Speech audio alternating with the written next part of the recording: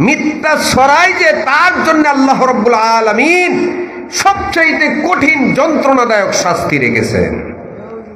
বুঝে আসছে ভাই? তাহলে নেতা বলেছে বলে আপনি আলেমদের বিরুদ্ধে পুশ করে দিলেন? আপনার জন্য সবচেয়ে ভয়ানক জায়গা আল্লাহ পাক রেখেছেন জাহান্নামে। নাউজুবিল্লাহ বলেন।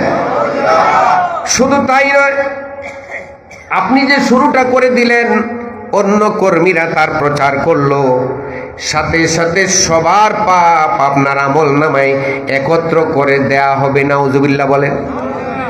সুতরাং গুজব ছড়াবেন না। আলেমরা মানুষ।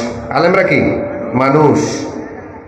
মান সাতারা মুসলিমান সাতারাহুল্লাহু তাআলা ইয়াউমাল কিয়ামা।